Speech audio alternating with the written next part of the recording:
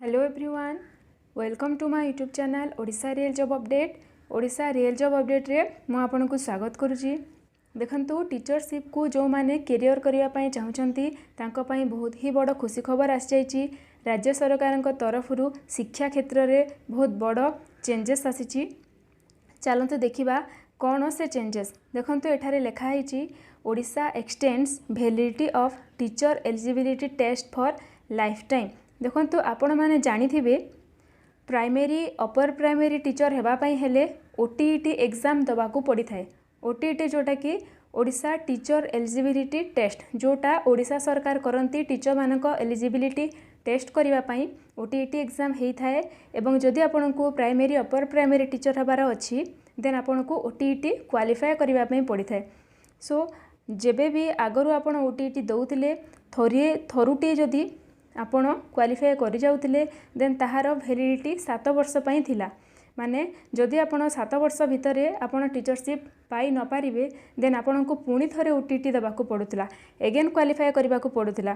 किंतु राज्य सरकार बहुत ही बड़ निष्पत्ति नहीं।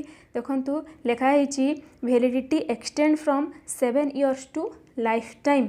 वर्तमान आपणकर वैलिडिटी लाइफ टाइम पाई एक्सटेंड कर दिया गला। माने आपण जदि थरुटी ओटीईटी एग्जाम देले एवं से एग्जाम रे क्वालिफाई करि गले देन आपण को आउ एग्जाम दबाकू पड़िबो ही नाही, ताहा लाइफ टाइम पाई आपणकर वैलिड हेकी रहिबो। नेक्स्ट लिखा है देखंतु all candidates once qualified in OTET will be eligible to appear in recruitments. So आपण जदि क्वालिफाई हे गले then you will be eligible to appear in recruitments. देन आपण एलिजिबल हो जिवे, माने आपणकर योग्यता आसीगला आपण गोटे टीचर हेबा पई। तेणु करी ओटीईटी आपण को क्वालिफाई करबा को पड़िबो ही पड़िबो।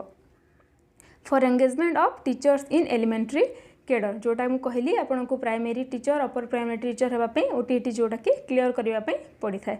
सो एटा थिला बहुत ही बड़ खुशी खबर। सो आज पई इन्फॉर्मेशन एतिकी अछि।